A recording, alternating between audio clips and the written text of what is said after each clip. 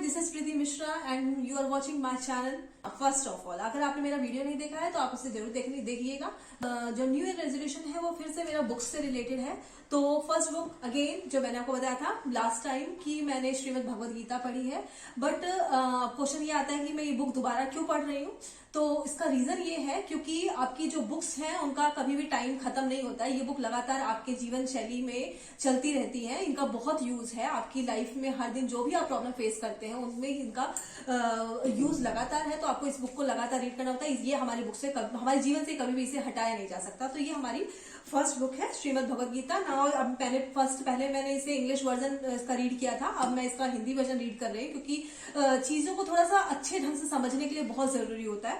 और क्योंकि श्रीमद् भगवद गीता भगवान ने बोली है तो इतनी साधारण शब्दों में ताकि वो सबको समझ आ जाए तो इतना आसान तो नहीं होगा पढ़ना इसे।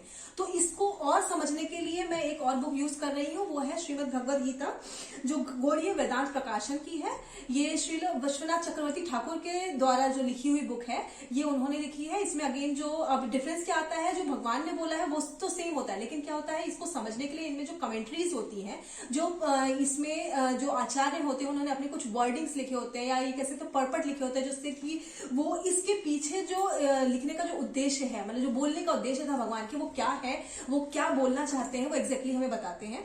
बट यस, अगर मैंने इस बुक को कंसिडर किया है जो इसमें लिखा हुआ यथा स्वरूप, या मैंने पहले बताया था Bhagavad Gita as it is, इसका मतलब ये है कि भगवान ने जो बोला है वो एज इट इज है, उसमें कोई ट्रांसफॉर्मेशन नहीं है।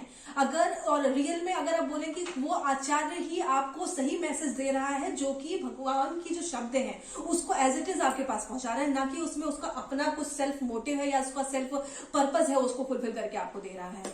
ओके, सो अब ये दोनों बुक्स को, जैसे मैंने बताया कि इट्स नॉट इजी बुक, तो इनको रीड करने के लिए मैं नेक्स्ट एक बुक यूज कर रही हूँ, दैट इज गीता सुबोधिनी। ये एक तरह से रेफरेंस बुक कह सकते हैं। जैसे कि आप लोगों ने साइंस जब 9th-10th में आप साइंस पढ़ते थे, यू हैव रेफरेंस बुक्स, आपका एक एनसीईआरटी बुक होती थी, उसके अलावा आप रेफरेंस बुक पढ़ते थे। ये एक तरह से रेफरेंस बुक ही है हमारी। होते हैं कि एक टेबल फॉर्म में आपको समझाया हुआ है चीजें, और इससे आपको क्लैरिफाई हो जाता है कि बेसिकली आपका जो ये पार्ट है, या ये कह सकते हैं कि पूरी भगवद गीता किस किस फ्रेमवर्क में रखी गई है। जैसे कि आपका जो भगवद गीता है वो ज्ञान योग, कर्म योग और भक्ति योग 3 पार्ट में डिवाइड की गई है। तो इन 3 पार्ट में किस तरह से डिवाइड की गई, किस पर्टिकुलर श्लोक पे भगवान ने क्या बोला है, किस चीज को वो मेन फोकस कर रहे हैं, तो ये बुक इससे हमारी क्लियर हो जाती है। ओके, भागवतम अगर हम पढ़ते हैं तो आपका जो मेन चीज आती है वो आती है कि आखिर इनमें डिस्कस क्या किया गया है। तो हमारे सामने 3 क्वेश्चन, हमारे सामने क्वेश्चन अराइज होते हैं 3। फर्स्ट होता है कि what is who is supreme personality of God head, कि सबसे पहली बात कि हम भगवान कौन है। उसके बाद सेकंड क्वेश्चन आता है हमारा कि हु इज जीव, मीन्स आत्मा, आत्मा क्या है। और नेक्स्ट इज कि जाती है वो है व्हाट इज माया, और जीव, माया और जो भगवान है वो किस तरह से आपस में कनेक्टेड है, या उनका क्या रिलेशन है, या फिर उनमें से कौन सुप्रीमली एक्टिवेट है हमारे जीवन में। तो ये सारी चीजें हमारे सामने क्वेश्चंस आते हैं जब हम इन बुक्स को पढ़ना शुरू करते हैं, या फिर ये ले लीजिए कि हमारे जीवन में क्वेश्चंस हैं जिनको हमें आंसर ढूंढने हैं। ओके, तो हमारी जो नेक्स्ट एक बुक और मैंने कंसल्ट करी वो है जीव तत्व। ये बुक है जीव तत्व करके। ये बुक सत्यनारायण दास जी ने लिखी है, जो मैंने पहले भी एक बुक शो करी थी भागवतम महात्म्य, वो भी उन्होंने नहीं लिखी थी। तो ये बुक बेसिकली जीव के बारे में है, मतलब जीव कौन है। जैसे मैंने आपको बताया था कि कृष्ण, एक बुक मैंने लास्ट टाइम मेंशन किया था, आप लास्ट वीडियो मेरी देख सकते हैं, उसमें कृष्ण नाम की एक बुक मैंने मेंशन किया था जिसमें कि भगवान के बारे में बहुत कुछ चीजें जानते हैं। लेकिन इसके बाद जीव भी क्या है, मीन्स आत्मा क्या है, उसके बारे में अगर हमें थोड़ा डिटेल में जानना है। और उसके अलावा इसमें आत्मा के बारे में अलग अलग स्कूल ऑफ थॉट्स ने क्या क्या अपने व्यूज दिए हैं, वो भी इस बुक में मेंशन है। तो इसको हम पढ़ सकते हैं। लेकिन इसमें मैंने अभी 2 चैप्टर्स कंप्लीट किए हैं, पूरे चैप्टर मैं कंप्लीट नहीं कर पाई हूँ, तो इसलिए मैंने आगे का रेजोल्यूशन अपना रख लिया है।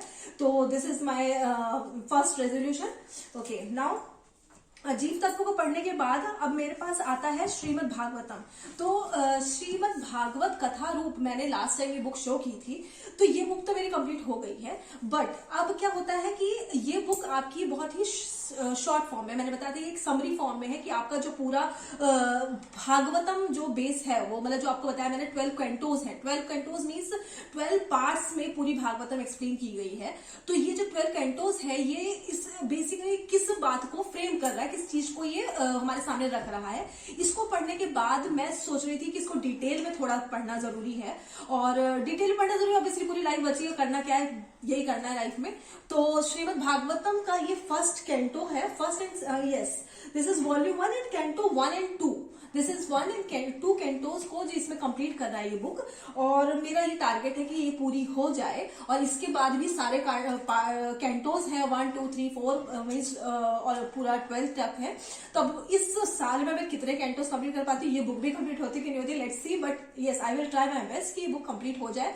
नेक्स्ट है हमारी ये है book Ramayana roar with courage, जो कि रामायण ये वो रामायण है जिसमें कि वाल्मीकि रामायण का मेंशन किया गया है। ओके, तो जैसे मैंने लास्ट टाइम मेंशन किया था कि वाल्मीकि रामायण जो है वो संस्कृत में है, और संस्कृत में पढ़ना आसान नहीं है, पर हम बहुत ही ब्लेस्ड हैं कि हमारे जो आचार्य हैं उन्होंने हम पर दया करना नहीं छोड़ा, और इन सब बुक्स की रचना वो लगातार कर रहे हैं, इन बुक्स को लिख रहे हैं। वो कुछ इंग्लिश वर्जन में है, कुछ हिंदी वर्जन में है, कुछ अपने जो आपके लोकल लैंग्वेजेस हैं, जैसे कि आपकी तमिल हो गया, आपकी बंगाली हो गया, उन सब बुक्स में भी, उन सब लैंग्वेजेस में भी ये बुक्स अवेलेबल हैं। तो ये बेसिकली इंग्लिश में है, जिसको कि मुझे ज्यादा पढ़ना आसान लगता है इन कंपैरिजन हिंदी, क्योंकि हिंदी बहुत ही टफ लैंग्वेज हो जाती है, जिसके अनुवाद ढूंढना बहुत मुश्किल हो जाता है, क्योंकि आजकल हमारी मोबाइल की भरोसे या गूगल की दान है, जिससे कि हम इजीली ट्रांसलेशन तो ढूंढ लेते हैं, लेकिन हिंदी की ट्रांसलेशन ढूंढना बड़ा टफ हो जाता है।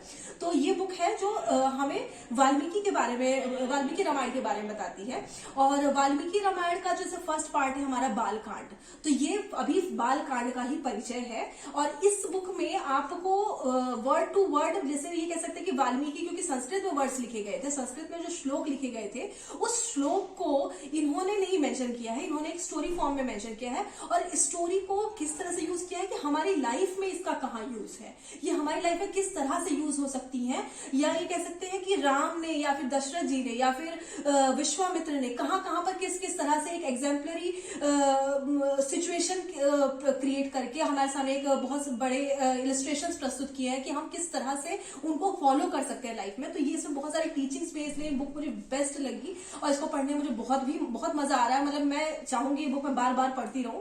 तो ये है एक बुक रामायण।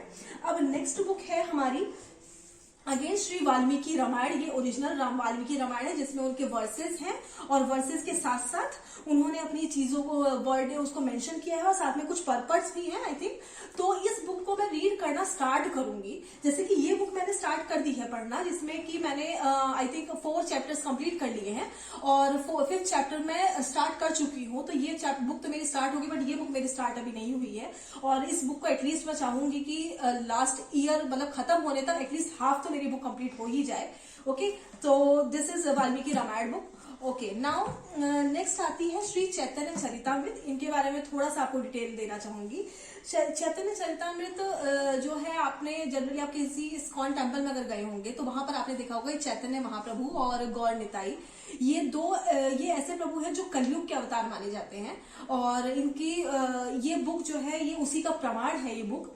और इनके बहुत सारे बुक्स आप देखेंगे, और इनका जन्म बंगाल में हुआ था, जो कि अब ये कह सकते हैं साथ में कि इस कलयुग में अगर एक महामंत्र जिसको आप जानते हैं हरे कृष्ण कृष्ण कृष्ण हरे हरे, हरे राम राम राम हरे हरे, ये महामंत्र जो है इन्हीं की देन है। अगर कलयुग में इस महामंत्र को किसी ने इंट्रोड्यूस करा तो वो इन्हीं की देन थी। अब ये ले लीजिए कि अगर तो इनके बारे में पढ़ना बहुत ही जरूरी जाता है। तो बेसिकली ये बुक श्री चैतन्य चरितामृत जो है ये 9 पार्ट्स में है, तो ये फर्स्ट पार्ट में आपको शो कर रही हूँ।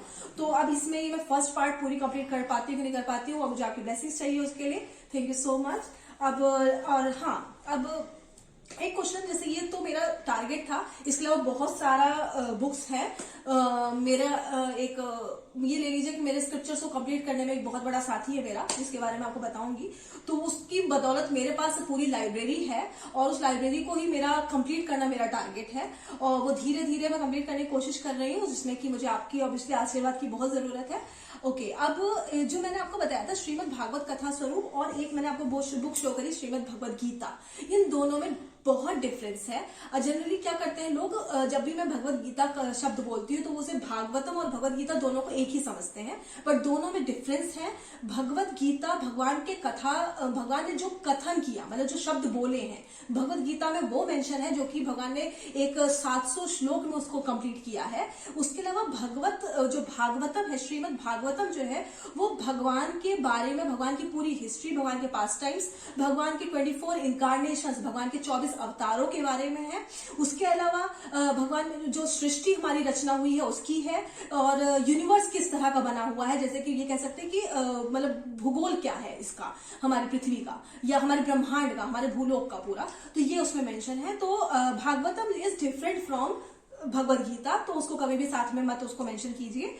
ओके, सो अब मैं एक क्वेश्चन लास्ट में पूछना चाहूंगी, मेरा वीडियो में यही एंड कर रही हूँ। मैं एक लास्ट में क्वेश्चन पूछना चाहूंगी कि आपने रामचरितमानस भी पढ़ा होगा और वाल्मीकि रामायण का भी कुछ ना कुछ तो आपने सुना ही होगा, या फिर आपने रामायण जो सीरियल भी आए थे, कई सीरियल आए हैं, उसमें आपने देखा होगा कि एक कांड लिखा आता है बाल कांड। फर्स्ट कांड जो है हमारे रामायण का वो है बाल कांड, ठीक है। तो अब कांड से बस एक प्रश्न पूछना चाहती हूँ, कभी भी आपने रामचरितमानस पढ़ा होगा या वाल्मीकि रामायण आपने कहीं सुना होगा, पढ़ा होगा, तो जितना हमने देखा किया गया है, लेकिन रामायण में कभी भी या रामचरितमानस में कहीं भी बाल लीला का वर्णन ज्यादा नहीं किया गया है। ये ले लीजिए कि भगवान के बाल का तो शायद 4 से 5 पेज में कंप्लीट हो जाता है, पूरे बाल की बाल लीला उन्होंने क्या क्या करी बचपन में।